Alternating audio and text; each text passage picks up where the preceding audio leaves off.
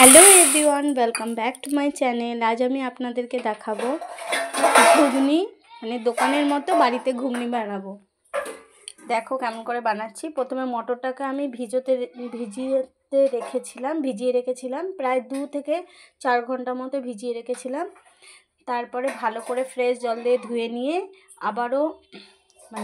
আবারও 2-3 বার করে ধুয়ে তারপরে আবার ফ্রেশ জলের মধ্যে রেখে সেখান থেকে ছেঁকে তুলে আমি প্রেশার কুকারে দিয়েছি। আলুগুলো ডুমো ডুমো চৌকো চৌকো করে কেটে প্রেশার কুকারে ভালো করে ফ্রেশ জলে ধুয়ে তারপরে দিয়েছি। এদিকে একটা মশলা তৈরি করে নেব, ওটা একটা সেদ্ধ করতে দিলাম ঘুগনিটাকে নুন দিয়ে। আর এদিকে একটা মশলা তৈরি করে নেব। 1 ইঞ্চি থেকে একটু বেশি আদা, 4-5টা কাঁচা লঙ্কা, 10-12টা রসুন আর 1 চামচের মতো জিরে। আর এদিকে ফোড়নে দিচ্ছি গোটা গরম মশলা আর একটা তেজপাতা। তারপরে দিচ্ছি কুচানো পেঁয়াজ। এখানে আমি 2টো ছোট মিডিয়াম সাইজের পেঁয়াজ কুচিয়ে রেখেছিলাম, সেটাকে আমি ভাজে দিচ্ছি। একটু লাল লাল করে ভেজে নেব। আর ওদিকে মটরটা সেদ্ধ করতে দিয়েছি, আর খুব বেশি জল দিইনি, একদম পরিমাণ মতো জল দিয়েছি। আর বেটে রাখা যে পেস্টটা, যেটা বাটলাম মিক্সির বলে, সেই বেটে রাখা পেস্টটা দিলাম।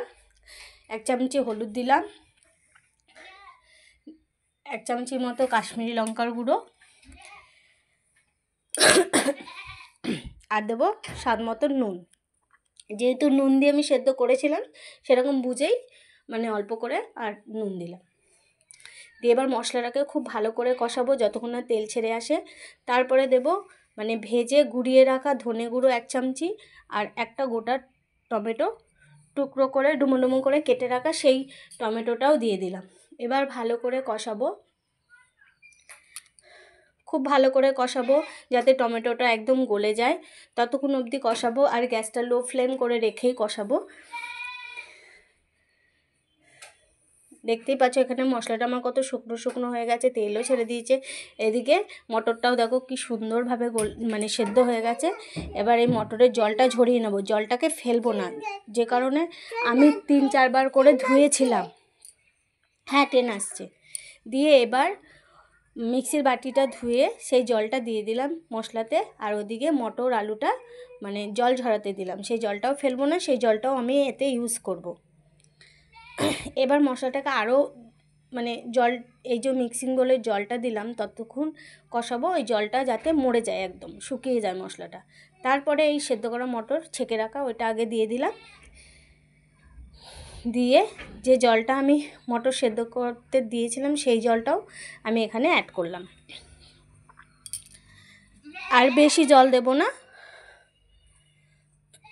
দিয়ে ভালো করে একটু নাড়িয়ে চাড়িয়ে ঢাকা দিয়ে দিলাম। প্রায় 10-15 মিনিট পরে ঢাকা খুলে একটু স্বাদ মতো চিনি দিলাম।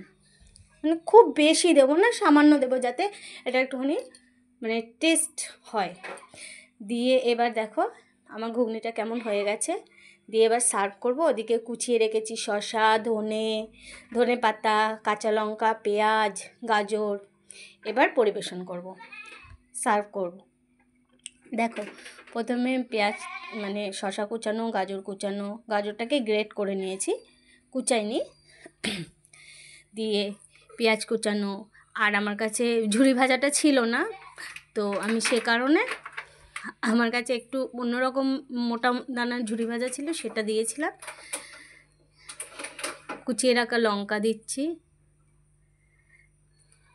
এইভাবে সার্ভ করব, আর সস দেবো ওপর থেকে। Thank you.